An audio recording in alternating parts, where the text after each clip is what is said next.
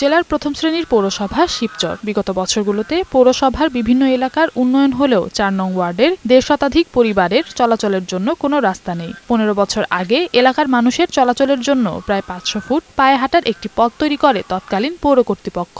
সেই থেকে এই পথ দিয়েই মানুষ পায়ে হেঁটে কোনো মতে চলাচল করছে।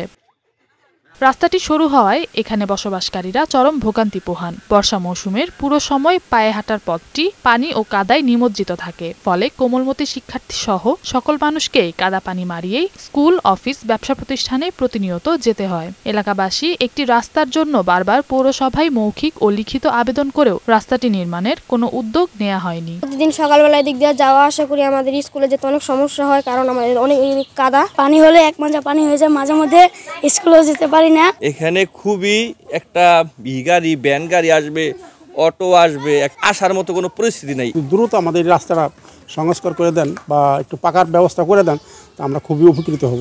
রাস্তাটি পুনর্নির্মাণের আশ্বাস দিলেও কবে নাগাদ শুরু হবে কাজ তা জানাতে পারেননি এই পৌর কর্মকর্তা। পৌরসভার যিনি ইঞ্জিনিয়ার মহোদয় আছে ওনাকে বলেছি এটা এস্টিমেট করার জন্য। এটা আমরা সরকারের কাছে আমরা একটা চিঠি লিখবো বাজেট দেওয়ার জন্য। ইনশাল্লাহ আমাদেরকে যদি বাজেট দেয় আমরা ওইগুলো সুন্দরভাবে করে দিব, একদম মানে একটা টুরিস্ট স্পটের মতো এটা করে দিব। এই খালটাকে চিঠি লিখে পাওয়ার পরে তারপর আমরা চেষ্টা করব দ্রুততম সময়ে। দুর্ভোগ লাঘবে দ্রুত ব্যবস্থা নেওয়ার দাবি এলাকাবাসীর।